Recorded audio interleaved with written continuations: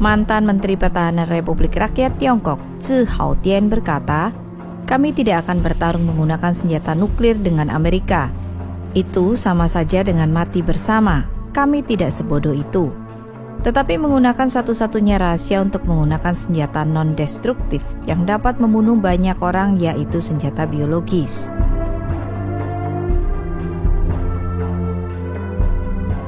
Apakah virus corona Wuhan adalah senjata biologis? Jika demikian, siapa yang membuatnya?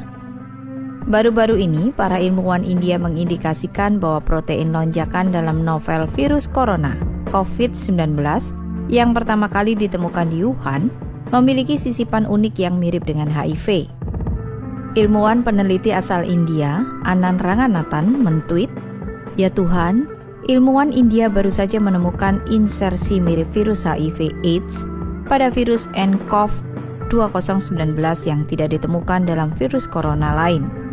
Mereka mengisyaratkan kemungkinan bahwa virus corona Wuhan ini adalah dirancang tidak kebetulan.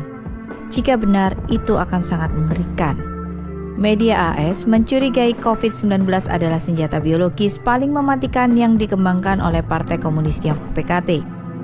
Tetapi jauh sebelum para ilmuwan India menerbitkan makalah mereka, Zero Hedge, sebuah situs web keuangan berbasis AS, menerbitkan sebuah artikel yang menyatakan bahwa melalui spionase teknologi, PKT telah mencuri virus corona baru dari proyek penelitian Kanada dan bermaksud menggunakannya untuk pengembangan senjata biologis. Laboratorium Wuhan BSL-4 kebetulan adalah salah satu lembaga PKT yang terlibat dalam senjata biologis R&D. Dengan demikian, pandemi Wuhan mungkin telah bocor dari lab ini. Situs web militer utama PKT mengakui bahwa virus corona Wuhan adalah buatan manusia, tetapi telah melontarkan tuduhan bahwa virus itu direkayasa oleh Amerika Serikat. Pada tanggal 26 Januari, Silu.com, sebuah situs web militer PKT, menerbitkan sebuah artikel berjudul 4 protein utama yang diganti dalam COVID-19 ditujukan untuk hanya menginfeksi orang Tiongkok. Artikel ini mengakui bahwa COVID-19 adalah buatan manusia dan sangat mirip dengan virus SARS. Inilah informasi utama. 4 protein utama dalam COVID-19 diganti. Mengapa? Nomor 1, untuk menutupi COVID-19 sebagai virus SARS. Ini akan menipu petugas medis untuk merawat pasien COVID-19 sebagai pasien SARS, dan untuk mengadopsi tindakan pencegahan yang mereka gunakan selama wabah SARS. Ini dimaksudkan untuk menyesatkan mereka. Nomor 2, ini memberikan COVID-19 penularan yang sangat tinggi dari manusia ke manusia, sehingga ia akan menyebar dengan cepat. Siapapun yang berada di belakang rekayasa hayati virus ini sama sekali tidak menghiraukan nyawa manusia.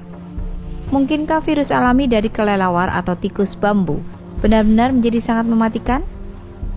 Jika virus ini 100% alami, bahkan 10.000 tahun tidak akan cukup untuk mencapai substitusi presisi seperti 4 protein utama dalam COVID-19. Artikel itu melanjutkan dengan mengatakan ini membuktikan bahwa satu-satunya jawaban yang masuk akal adalah bahwa COVID-19 dibuat di laboratorium.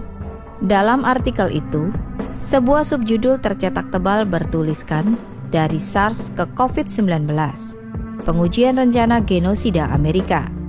Dengan kata lain, artikel itu menuduh Amerika membuat senjata biologis yang hanya menargetkan orang-orang Tiongkok. Subjudul lain dari artikel itu berbunyi, menargetkan hanya orang Tiongkok. 96% kematian akibat virus corona adalah orang Tiongkok. Artikel itu menunjukkan bahwa COVID-19 adalah senjata biologis yang lebih mematikan daripada senjata lainnya. Apakah bom atom itu mematikan? Tetapi dalam menghadapi senjata biologis, bom atom atau bom hidrogen bahkan mungkin tidak dianggap sebagai senjata sama sekali. Apakah benar Amerika Serikat yang membuat senjata biologis seperti itu? Kita perlu meninjau pidato internal dari 20 tahun lalu yang diberikan oleh Menteri Pertahanan Tiongkok saat itu, Zhi Haotian. Pidato itu berjudul "Perang Tidak Jauh Dari Kita". Itu adalah bidan yang memastikan kelahiran abad dominan Tiongkok. Dalam pidato itu, Zhi membahas rencana jangka panjang yang menjamin peremajaan bangsa Tionghoa. Tzu mengatakan kita harus terus mencengkram 3 isu utama. Pertama, masalah ruang hidup yang dihadapi Tiongkok karena populasi berlebihan yang serius dan lingkungannya yang memburuk. Dengan demikian, ini mengarah pada masalah kedua. PKT harus mendidik orang-orang Tiongkok untuk go global. Dengan ini, Tzu berarti menaklukkan wilayah baru dan membangun Tiongkok kedua melalui kolonialisme. Dan akhirnya masalah ketiga dan yang paling kritis, masalah bagaimana berurusan dengan Amerika Serikat. Tzu memperingatkan para pendengarnya. Ini tampaknya mengejutkan, tetapi logikanya sangat sederhana. Ada bentrokan mendasar antara Tiongkok dan kepentingan strategis Barat. Dengan demikian, Amerika tidak akan pernah membiarkan Tiongkok mengambil alih negara lain dan membangun negara Tiongkok kedua. Amerika akan menghalanginya. Tzu melanjutkan penjelasannya. Apakah Amerika akan mengizinkan kita untuk mengglobal dan menguasai ruang hidup baru? Jika Amerika bertekad untuk menghentikan kita, maka akan sulit bagi kita untuk mengadopsi strategi apapun yang berarti melawan Taiwan, Vietnam, India, dan bahkan Jepang. Jadi, berapa banyak wilayah baru yang sangat berarti yang dapat diharapkan untuk kita taklukkan? Sederhana saja, hanya negara-negara dengan wilayah luas seperti Amerika Serikat, Kanada, dan Australia yang dapat memenuhi kebutuhan kolonialisasi skala besar kita. Tzu Haotian berkata, kami tidak akan bertarung menggunakan senjata nuklir dengan Amerika. Itu sama saja dengan mati bersama. Kami tidak sebodoh itu. Tetapi menggunakan satu-satunya rahasia untuk menggunakan senjata non-destruktif yang dapat membunuh banyak orang, yaitu senjata biologis. Tzu kemudian menambahkan, tentu saja kami belum melakukan apa-apa. Dalam beberapa tahun terakhir ini, kami telah mengambil kesempatan untuk mendapatkan senjata seperti itu. Partai Komunis Tiongkok PKT percaya senjata biologis sangat penting untuk mengalahkan Amerika Serikat. Tzu menghubungkannya dengan Deng Xiaoping, yang memprioritaskan senjata biologis sebagai senjata paling penting. Tzu berkata, ketika Kamerat Deng Xiaoping masih hidup, dia membuat keputusan yang cerdik dan benar untuk tidak mengembangkan kelompok pertempuran kapal induk. Sebagai gantinya, kita akan fokus pada pengembangan senjata biologis yang memusnahkan populasi musuh kita. Meskipun sulit dipercaya, tetapi Tzu melihat dirinya sebagai seorang komunis kemanusiaan. Dia mengakui bahwa dia merasa bertentangan dengan hal ini. Kadang-kadang saya berpikir tentang betapa kejamnya bagi Tiongkok dan Amerika untuk menjadi musuh, kata Tzu. Bagaimanapun, Tzu mengakui bahwa Amerika membantu Tiongkok selama Perang Dunia II. Orang-orang Tiongkok ingat bagaimana Amerika membantu kami melawan imperialisme Jepang. Tetapi semua itu tidak lagi penting sekarang. Dalam jangka panjang, pertempuran antara Tiongkok dan Amerika adalah satu pertempuran yang hanya satu dari kami yang menjadi pemenang. Tetapi Amerika adalah negara paling sukses di dunia saat ini. Hanya ketika kita telah berhasil mempelajari segala sesuatu yang bermanfaat dari Amerika, kita berharap untuk bisa mendudukinya di masa depan. Kita tidak boleh lupa apa yang telah diajarkan oleh peradaban kita di masa lalu berkali-kali. Tidak mungkin ada dua harimau yang mendominasi gunung yang sama. Jadi kita harus membuat persiapan untuk dua kemungkinan hasil. Jika perang biologis kita terselubung dan berhasil, maka itu berarti perjuangan kita melawan Amerika dan mengakibatkan jumlah kematian paling sedikit dari orang-orang Tiongkok. Tetapi jika perang biologis gagal dan Amerika menanggapi dengan pembalasan nuklir, maka lebih dari setengah populasi Tiongkok kemungkinan akan binasa. Jadi kita harus memastikan bahwa kota-kota Tiongkok berukuran besar dan menengah dilengkapi dengan pelindung radioaktif. Namun untuk masa depan partai, negara, dan bangsa, kita harus maju dengan berani. Tidak peduli seberapa sulitnya hal itu, tidak peduli seberapa besar pengorbanan yang akan terjadi. Bahkan jika kita kehilangan lebih dari setengah populasi, ia dapat diregenerasi. Tetapi begitu Partai Komunis runtuh, semuanya akan berakhir selamanya. Sekarang setelah mengatakan itu, beberapa dari Anda mungkin bertanya-tanya, bagaimana dengan sesama rekan kita di Amerika? Ada beberapa juta dari mereka. Mereka mengatakan, bukankah Anda mengatakan orang-orang Tiongkok tidak akan membantai jenis mereka sendiri? Terhadap hal ini, Tzu berkata, rekan-rekan ini terlalu keras kepala dan tidak terlalu peduli pada kepraktisan. Jika kita bersikeras bahwa orang-orang Tiongkok tidak boleh membantai jenis mereka sendiri, bagaimana kita bisa membebaskan Tiongkok? Selain itu, kebanyakan orang Amerika keturunan Tionghoa menjadi beban bagi kita, dalam arti bahwa mereka telah tenggelam dalam pemikiran bourgeois dan liberal, dan mereka kurang menerima kepemimpinan partai kita.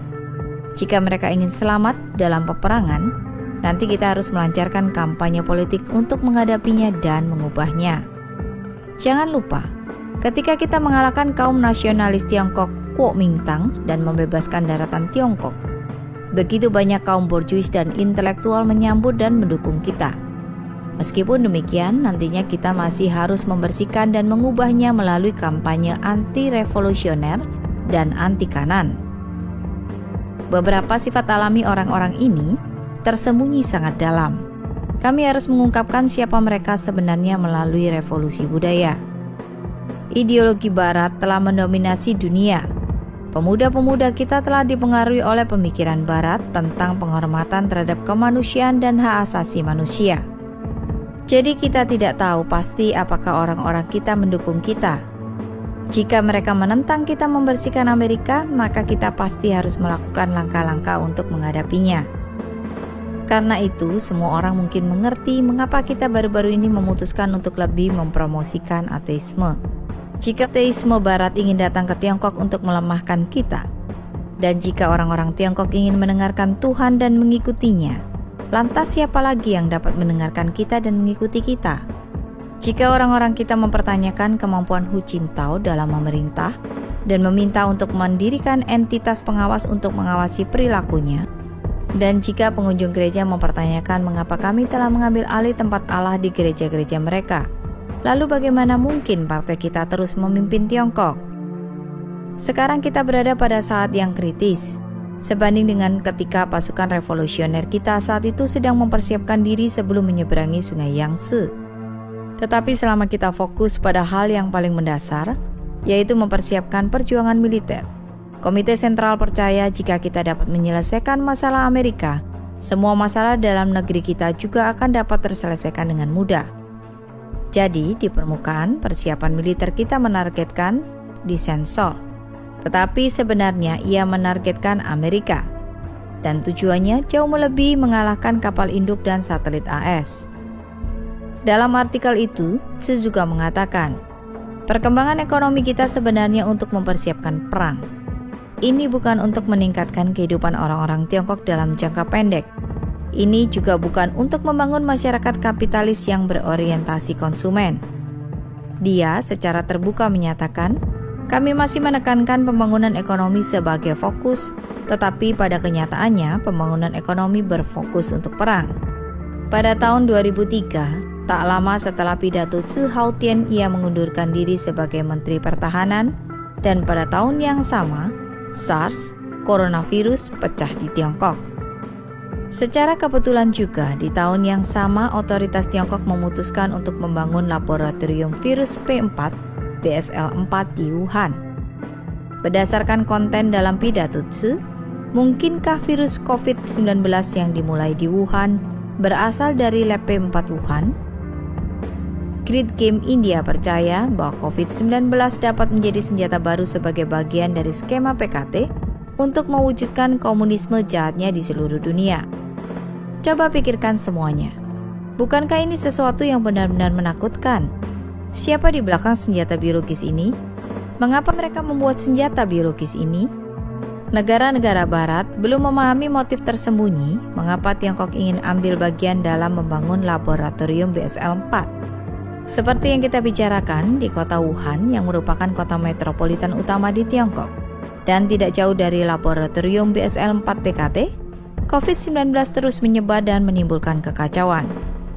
Stephen K. Bannon berkomentar bahwa orang-orang di Barat mengalami kesulitan memahami gagasan bahwa beberapa pemerintah dapat membuat senjata semacam itu di laboratorium, kemudian melepaskan senjata-senjata ini untuk membunuh rakyat mereka sendiri. Ini belum pernah terjadi sebelumnya dalam sejarah manusia, dan pemerintah di Barat tidak bisa mempercayainya. Dan langkah pertama adalah mencari tahu apakah virus corona Wuhan itu alami atau dibuat di laboratorium. Dan jika itu bukan virus alami, jika ada bagian dari itu dibuat di laboratorium, Partai Komunis Tiongkok akan berakhir. Mereka akan runtuh. Dunia akan melawan PKT, termasuk orang-orang Tiongkok. Mereka akan berkata, hal semacam ini tidak akan pernah terjadi lagi.